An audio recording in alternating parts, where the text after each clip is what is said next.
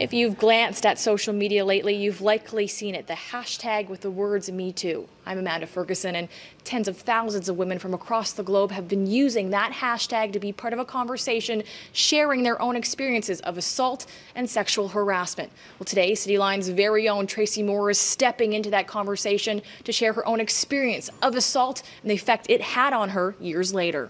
For the next 5 years, I couldn't sleep without the lights on. It took a long time for me to feel confident again. The Me Too campaign makes the leap from online to Cityline. Host Tracy now sharing her own story of assault when she was a university student in Montreal.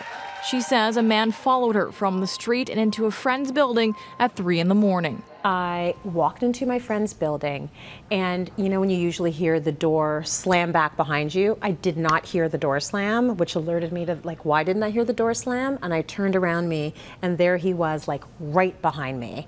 Concerned, she headed for the stairs. And he grabbed my legs because he was a few stairs down.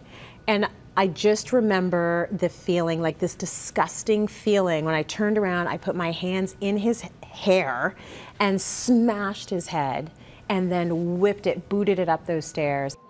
Just the latest woman to lend her voice to the Me Too conversation. The hashtag flooding social media after a call to action by American actress Alyssa Milano, asking women on Twitter to change their status if they've ever experienced sexual harassment or assault.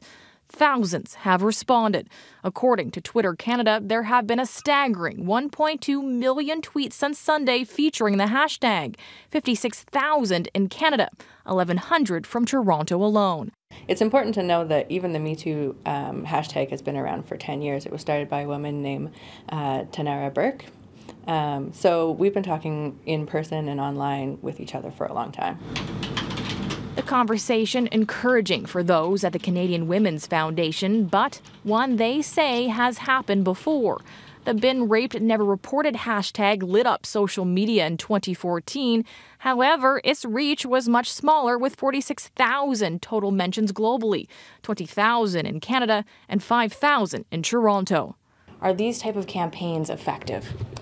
These type of hashtag movements really bring out the magnitude of the issue, and it gets people talking about the people in their life who've experienced this. It is a topic we cannot ignore. So did you ever think twice about sharing your story? Not even for a second. And there are people in my family who have not heard my story of, being assaulted when I was in university. But if we were going to share, we were going to share.